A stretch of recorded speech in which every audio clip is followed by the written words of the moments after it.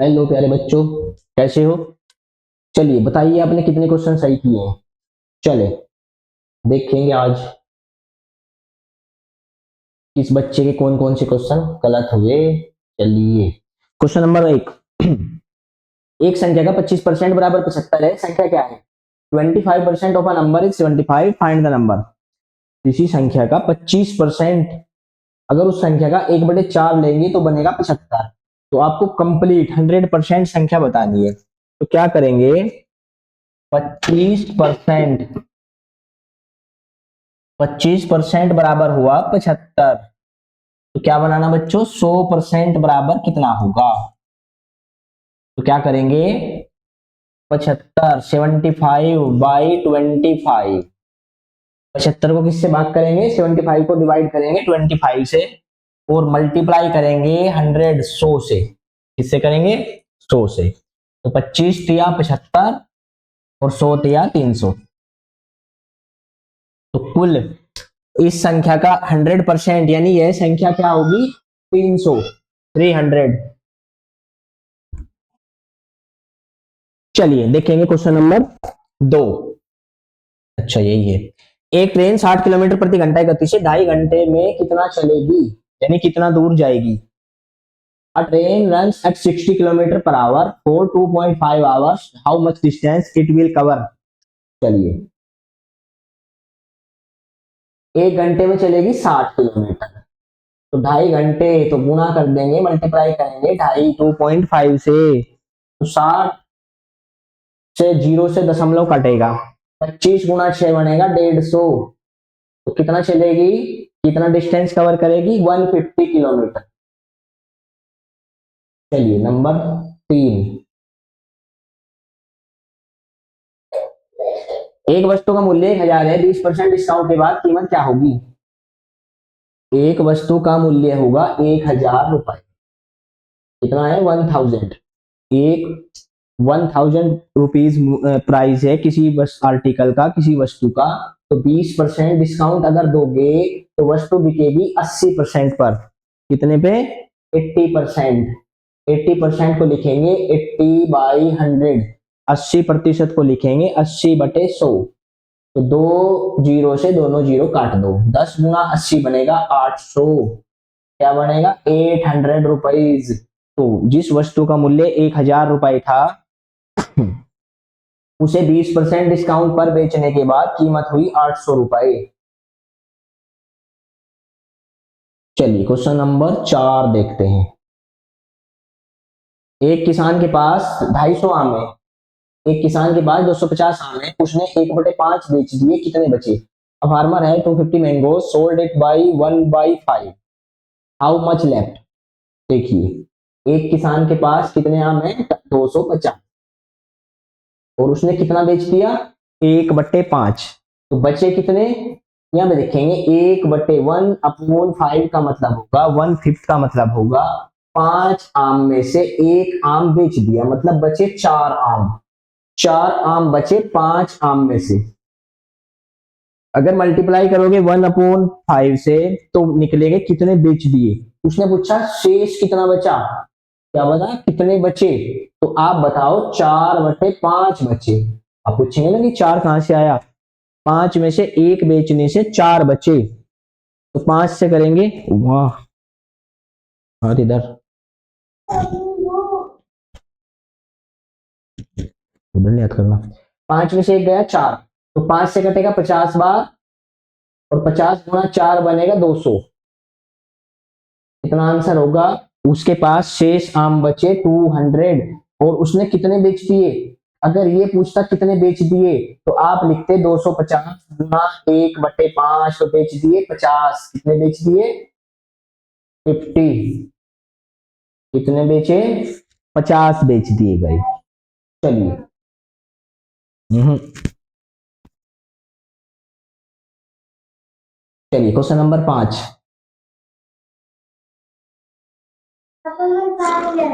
बाहर जाना, चलो।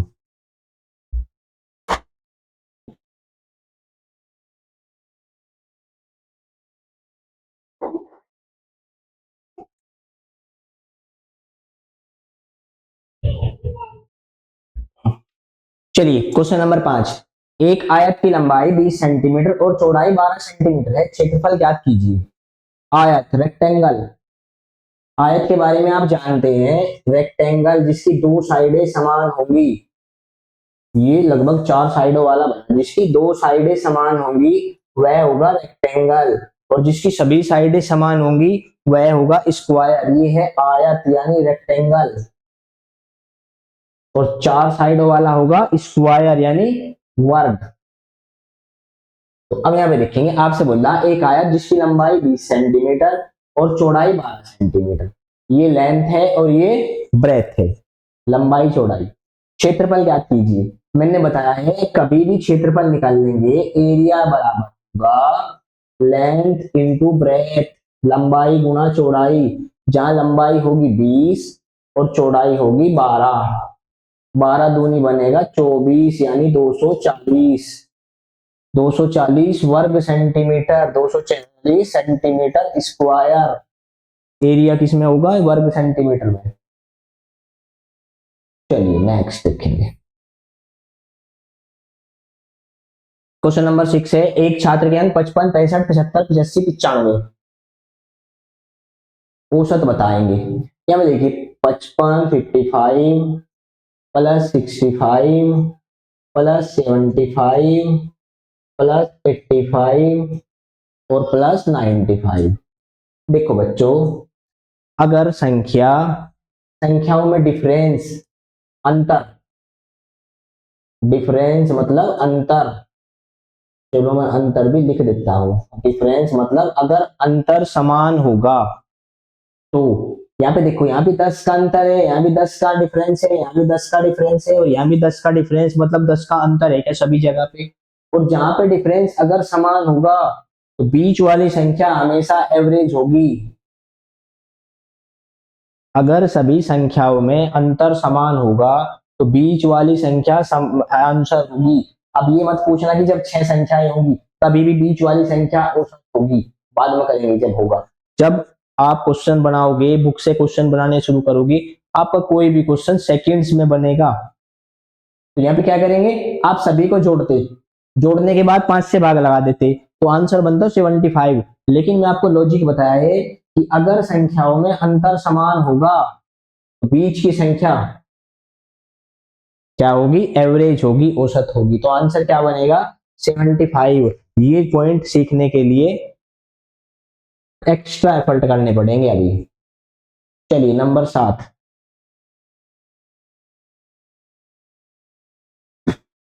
1200 रुपए पर 10% साधारण ब्याज से 1 वर्ष के लिए कुल राशि ज्ञात कीजिए। 1200 रुपए पर 10% साधारण ब्याज से 1 वर्ष का कुल राशि ज्ञात करनी है। चलिए पहले ब्याज निकाल लेंगे फिर राशि मिलेगी। या यहाँ पे 110 कर देंगे, अगर 100 और ऐड कर देंगे, 10 में 100 ऐड करेंगे, 110 लिखेंगे तो कुल राशि निकलती। लेकिन हम केवल ब्याज निकाल लेंगे, ब्याज निकालना आपसे, इसलिए केवल ब्याज निकालेंगे। तो 1200 में 120 का ब्याज मिलेगा, और अगर 1200 में 120 ऐड करेंगे तो ये बनेगा 1320, 1320। क्या बनेगा? 1320। देखिए मूलधन गुणा दर गुणा समय बटे 100 बराबर होगा साधारण ब्याज का फॉर्मूला। जब कुछ टाइम बढ़ाओगे तो फिर फॉर्मूले याद रखने की आवश्यकता नहीं होगी, लेकिन उसके लिए किसी क्वेश्चन को 10-10, 20-20 बार पढ़ना पड़ेगा। चलिए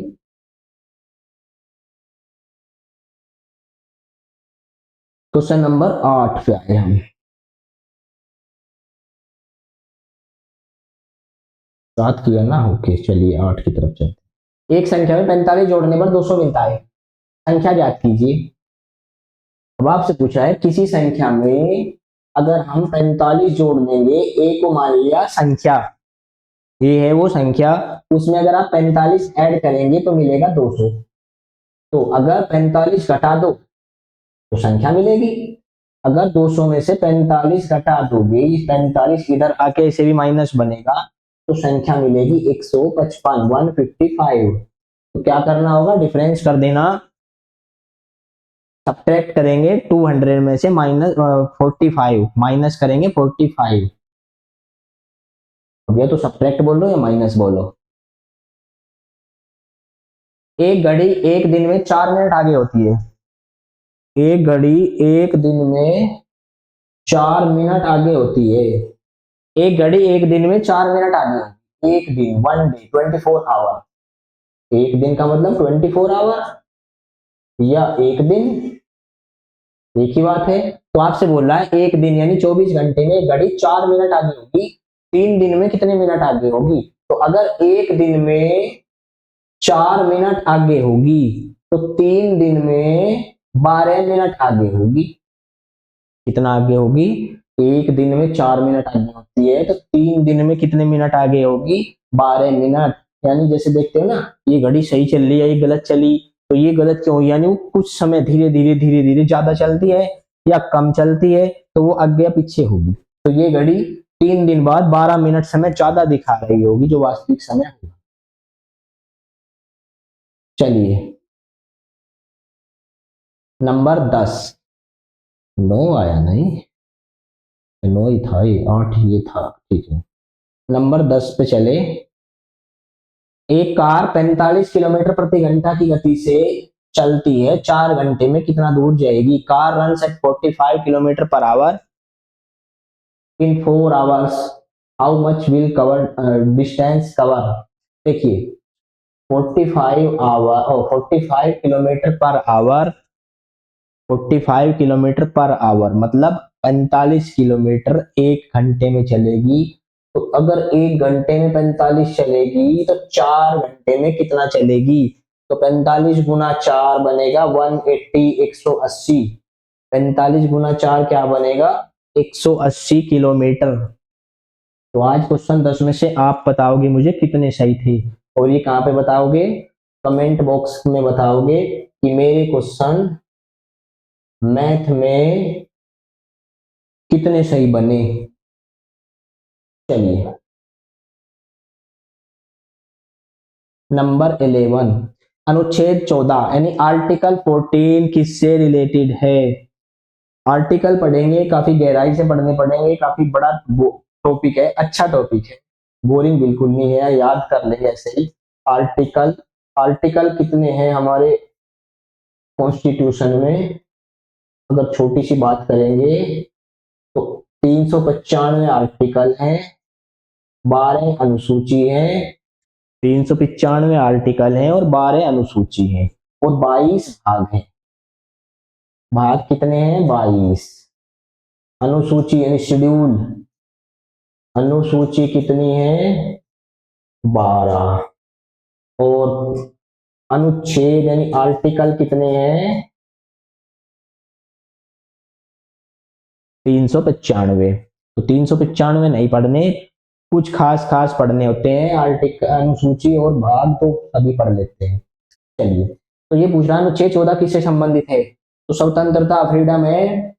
देखिए फ्रीडम यानी स्वतंत्रता की बात करेंगे तो आर्टिकल 12 से और ये 32 तक में सभी में हमारी किसी न किसी प्रकार की फ्रीडम ही है। लेकिन 14 की बात करेंगे तो 14 बताएगा समानता के बारे में कि सभी समान है। अब कैसे कैसे है उसे थोड़ा सा क्लास में करेंगे अलग से। ये सभी समानता की बात करेंगे, शिक्षा की समानता, धर्म की समानता, स्वतंत्रता में भी समानता, समानता। लेकिन 14 में क्या बात करेगा? समानता। किसकी समानता? कि सभी एक समान है, अलग से देखेंगे। अनुच्छेद 21 बात करेगा क्या क्या सुनिश्चित करता है? आर्टिकल 24 क्या इंश्योर करेगा आपके लिए? संपत्ति नहीं, ये अनुच्छेद 31 से चला गया 300 ए में। जीवन की स्वतंत्रता, वोट और भाषण। तो ये 19 की बात करेगा, ये बात करेगा 19 की, वोट का अधिकार। आर्टिक ये संशोधन किया गया था 1989 में। और ये है आपका अनुच्छेद 21 सुनिश्चित करेगा जीवन की स्वतंत्रता। तो इंपॉर्टेंट है, याद रखेंगे, जीवन की, लाइफ एंड लिबर्टी। अनुच्छेद 19 बात करेगा, अभी बोल रहे थे भाषा नहीं बोलने से किसी भी प्रकार में स्वतंत्रता। तो समानता, स्वतंत्रता, धर्म, शिक्षा। तो अनुच्छेद 19 स्वतंत्रता की बात करेगा और इसमें किस प्रकार की, बोलने, करने, खाने, कमाने वगैरह की स्वतंत्रता, यानी एक ही स्वतंत्रता की बात नहीं है। डिटेल में पढ़ेंगे। अनुच्छेद 32 किससे जुड़ा है, बहुत इंपॉर्टेंट है, आर्टिकल 32 है, अधिकारों की रक्षा, यानी जो आपको अधिकार दिए गए हैं इनकी रक्षा कौन करेगा, सुप्रीम कोर्ट। तो ये आर्टिकल 32 में बताया गया कि वो अधिकार मिले तो उन्हें इंश्योर कौन करेगा कि वो लागू हों, तो वो सुप्रीम कोर्ट लागू कराएगा। तो ये इस आर्टिकल में लिख दिया गया कि भाई सुप्रीम कोर्ट स्वतः भी लागू करेगा, या अगर कोई पुलिस या कोई भी चीजें आपको दुखी करेंगे तो आप कहां पे जा सकते हो, सुप्रीम कोर्ट, तब वो लागू करेगा आपके लिए। अनुच्छेद 45 किससे संबंधित है, शिक्षा, रक्षा, वित्त, चुनाव, तो केवल किससे है, शिक्षा से, किससे है, शिक्षा से। तो थोड़े से आपके लेवल से बाहर है, मैं बाद में। अनुच्छेद 370 बहुत बार सुना, सभी ने सुना, तो ये किससे संबंधित है, जम्मू एंड कश्मीर 370।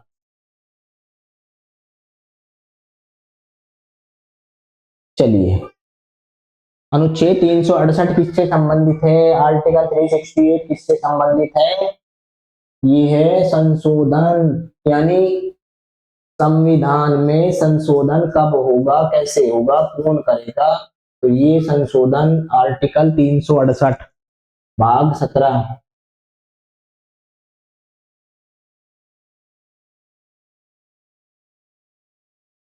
अनुच्छेद 356 किससे संबंधित है, तो राज्य आपात, राष्ट्रीय आपात, वित्तीय आपात, चुनाव, ये आपके बुक में मिलेगा, इसे आप खुद से बताएंगे, ये आपके लिए होमवर्क रहेगा। 352, 356, 360, मैं बता देता हूं, 352, 356, 360, ये सभी बच्चे पढ़े होंगे, प्रेसिडेंट की पावर है। तो आप मुझे कमेंट बॉक्स में बताएंगे 352, 356, 360 में किस किस से संबंधित हैं। चलिए, अनुच्छेद 51 ए किससे जुड़ा है, तो ए बी सी अगर कहीं लिखा मिलेगा यानी वो संशोधन करने के बाद, पहले क्यों हम ए बी सी लिखते, पहले तो नंबर दे देते, तो अगर हमें कमी लगी फिर उसके बाद हमने 51 पहले रहा होगा, फिर हमने 51 के बाद 51 ए बोल दिया, 51 के बाद 52 तो कोई था, अब क्या करेंगे, या तो इसे बाद में लेके चले जाओ, 395 के बाद, या तो ऐसा करना था, चलो ऐसे करते हैं, 395 के बाद नया बना 396, 97, 98, 99, ऐसे चलते हैं। लेकिन इन्होंने कहा नहीं, जिसकी बात है और जिसके पास है वहीं पे रखेंगे। तो जैसे आर्टिकल 51 वो आया होगा, तो 51 के बाद 52 पहले से ही था, राष्ट्रपति, यहाँ से राष्ट्रपति प्रेसिडेंट स्टार्ट होगा, तो प्रेसिडेंट को छेड़ नहीं सकते। अब या तो सबसे बाद में लेके जाओ, 396 कर दो, पहला संशोधन पहली बार होगा 96, उसके बाद होगा 97, उसके बाद होगा 98, तो ऐसे चलो। तो फिर इन्होंने कहा कि नहीं, हम यहीं पर डाल देते हैं 51 के बाद 51 ए, तेरे पास जरूरत है तो हम यहाँ पर डालते हैं। तो ए बी सी कहीं लिखे मिलेंगे, ए बैक है तो मतलब वो नए जोड़े गए होंगे। तो अनुच्छेद 51 ए है, किससे जुड़ा है, नीति निर्देशक तत्व, तो आर्टिकल 35 से 51 में मिलेंगे। अधिकार अभी आपको मिले थे 12 से 35 में। कर्तव्य, ड्यूटी, फंडामेंटल ड्यूटीज मिलेंगी आपको 51 में, कि आपके क्या क्या कर्तव्य है।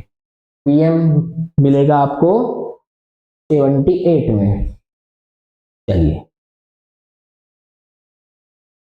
अनुच्छेद 280, तो ये है पैसे से संबंधित, वित्त आयोग, कौन सा, फाइनेंशियल कमीशन, आर्टिकल 280। चलिए, यानी कंप्लीट हुए 20। रीजनिंग पे चलते हैं, फाइंड ओड नंबर, काउ, गोट, डॉग, लाइन, ये तो बार बार यही मिलते, बदलेंगे हम थोड़े से, ये करेंगे जब आप देखना शुरू कर देंगे तो हम बदल देंगे। काउ, गोट, डॉग, लाइन, तो गोट पालतू, काउ पालतू, डॉग पालतू, लेकिन लाइन कैसा है, विषम है, ओड है, अलग है, इनमें से अलग छांटना है, तो लाइन अलग है यहाँ पे। श्री 4,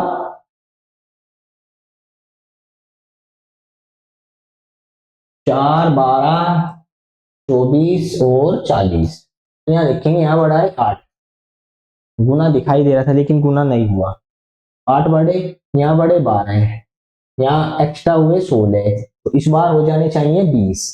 पहले 8 बढ़ाए, 4 से 8 बढ़ाने के बाद 12 हुए, 12 में 12 ऐड किए 24 हुए, 24 में 16 ऐड किए 40 हुए, तो 40 में क्या ऐड करें, 20 ऐड करो, जिससे क्या बनना चाहिए, 60 बनना चाहिए, और 60 हमारे ऑप्शन में है, इसलिए इसका आंसर होगा 60।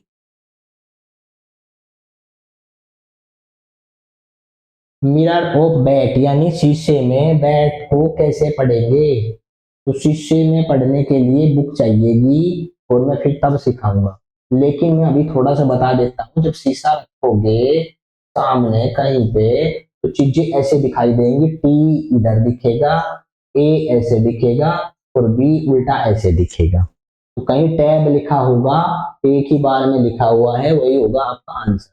शीशे में जो पास अगर ऐसे देख रहे हैं हम, शीशा उधर रखा, तो पास ही हाथ मिलेगा, तो यानी शीशा अगर ऐसे रखा तो पास ये टी उल्टा लिखना शुरू होगा सब कुछ, तो शीशे में कॉन्सेप्ट याद रखेंगे, पास की चीज पास होगी। बलवान यानी हिंदी की तरफ आ गए हम। बलवान का पर्यायवाची होगा, पर्यायवाची बलवान जैसा कौन होगा, बलवान का सेम मीनिंग होगा शक्तिशाली, कमजोर, विपरीत होगा। उज्जवल, सबसे पहले उज्जवल को पूछेगा आपसे शुद्ध लिख के दिखाओ, तो उज्जवल जो अपना नाम भी लिखते होंगे ऐसे लिख देंगे, ये क्या हुआ गलत, तो उज्जवल बनेगा ऐसे। उज्जवल कैसे बनेगा, ये बनेगा उज्जवल, सही ध्यान रखेंगे, जिसका नाम होगा उज्जवल का वो भी सोचेगा कि ऐसा क्यों, तो दोनों बार जे अधूरा है, तब जाके उज्जवल हुए। और ये लास्ट क्वेश्चन था, 25 क्वेश्चन, आपको देखना है कि आपने कितने क्वेश्चन सही किए, आपको सही क्वेश्चन बनाने हैं। और अब हम 1 अप्रैल से नया बैच शुरू कर देंगे, नया बैच लॉन्च करेंगे, लगभग 10 अप्रैल से शुरू करेंगे, क्योंकि तब तक सब बच्चों का सिलेबस वगैरह कंप्लीट हो चुका होगा, नए सिलेबस पे आ चुकी होंगी। 10 अप्रैल के लगभग हम नया बैच स्टार्ट करेंगे, उसमें नवोदय क्लासेस मिलेंगी, और उसमें स्कूल बुक का सॉल्यूशन भी मिलेगा, यानी आपकी जो स्कूल बुक होगी, आपके डाउट शेयर होंगे, आपका कोई भी डाउट होगा वो भी शेयर किया जाएगा, आपको लाइव क्लास मिलेगी, और आपको लाइव क्लास मिलेगी, आपके डाउट क्लियर होंगे, आपके स्कूल बुक का सॉल्यूशन मिलेगा, और आपको एक्स्ट्रा नवोदय क्लास मिलेगी, यहीं पे आपको पीडीएफ और मटेरियल पढ़ाई से जुड़ा हुआ भी यहीं मिलेगा। चलिए, थैंक यू, जय हिंद।